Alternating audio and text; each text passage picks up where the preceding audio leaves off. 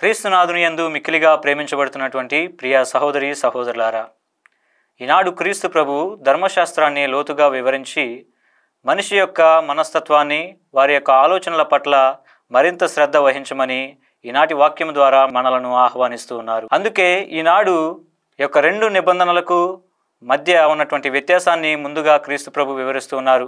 ఇంతవరకు ఈ ధర్మశాస్త్రము ద్వారా తన యొక్క చిత్తమును ఎరుకుపరిచినటువంటి దేవుడు ఈనాడు తన యొక్క ప్రేమ శాస్త్రము ద్వారా తన యొక్క ప్రణాళికను మన ముందు ఈనాడు ప్రత్యక్షపరుస్తూ ఉన్నారు. అదే విధముగా క్రీస్తు ప్రభు ఈనాడు పాత నిబంధనకు మరియు నూతన నిబంధనకు మధ్య వారధిగా ఉంటూ వాటిలో ఉన్నటువంటి ఆంతర్యాన్ని తెలియజేస్తూ ఉన్నారు. మరి ఈనాడు సువిశేషాన్ని చూసినట్లయితే వ్యభిచారము మరియు వివాహము యొక్క బంధము గురించి మనకు తెలియపరుస్తూ ఉంది. దేవుని దృష్టిలో వివాహము అనున్నది ఎంత గొప్పదో ఈనాడు క్రీస్తు ప్రభు మాటల ద్వారా తెలుసుకోవచ్చు. వివాహము ద్వారా ఇద్దరు వ్యక్తులు ఒకరిగా ఏకమవటాన్ని మనం చూస్తూ ఉన్నాం. దీని ద్వారా ఒక కుటుంబం ఏర్పడుతుంది. ఒక కుటుంబం ద్వారా కొన్ని కుటుంబాలు ఏర్పడతాయి. కొన్ని కుటుంబాల ద్వారా ఒక సమాజం ఏర్పడుతుంది. కాబట్టి దానిలో ఉన్నటువంటి ఔన్నత్యాన్ని ఈనాడు మనం ఈ యొక్క వాక్యం ద్వారా గ్రహించుదాం. మత్తయి శుభవార్త 5వ అధ్యాయము 28వ వచనంలో చూసినట్లయితే యేసు ప్రభువు పాపము అనున్నది శరీర సంబంధమైనది మాత్రమే కాకుండా ఆలోచనలకు కూడా దీనితో సమానమైనటువంటి పాత్ర ఉంటుంది అని ఈనాడు వెల్లడి చేస్తూ ఉన్నారు. మరి ఈ యొక్క పాపం అనేది ఎక్కడ మొదలవుతుంది అని ఆలోచించినట్లయితే మనిషి యొక్క ఆలోచనల నుండి ఈ యొక్క పాపం అనేది మొదలవుతుంది. మనిషి యొక్క తలంపులే వారి యొక్క క్రియలను బయటపెడతాయి. మనిషి యొక్క తలంపులు ఏ విధంగా ఉంటే అవే క్రియల రూపంలో బయటపడతాయి అని మనం చెప్పుకోవచ్చు. మత్తయి శుభవార్త 5వ అధ్యాయము 30వ వచనములో, ఇదిగో నీ యొక్క కన్ను నీకు పాప కారణమై ఉన్నచో దానిని పెరికివేయము అని నాడు వాక్యం సెలవిస్తుంది.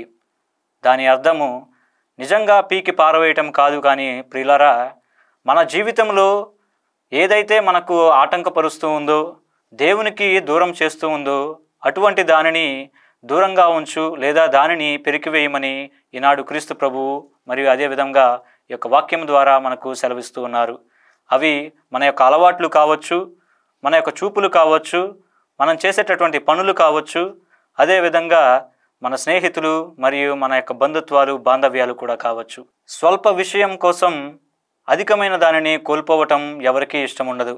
అదేవిధంగా ఈనాడు నీ యొక్క స్వల్ప చిన్న చిన్న యొక్క పొరపాట్లే నీ యొక్క ఆత్మ నాశనానికి దారితీస్తాయి. అందుకే ఈనాడు క్రీస్తు ప్రభువు ఈ యొక్క స్వల్ప విషయాల కోసం నీ యొక్క ఆత్మను నాశనము చేసుకోవద్దు అని మనలందరూ హెచ్చరిస్తూ ఉన్నారు. అదేవిధంగా ఈనాడు ఈ యొక్క వివాహాన్ని మనం ధ్యానించుకోబోతూ ఉన్నాం.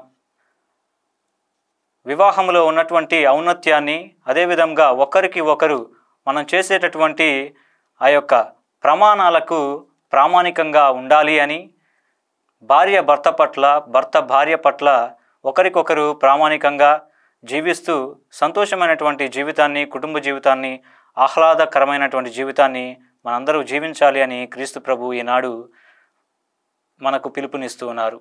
కాబట్టి అటువంటి బంధం యొక్క విలువలను తెలుసుకొని వాటి ప్రకారంగా జీవించేటటువంటి కృపను మనకు దయచేయమని ఈ యొక్క సమయంలో ప్రార్థించుకుందాం. ఆమెన్.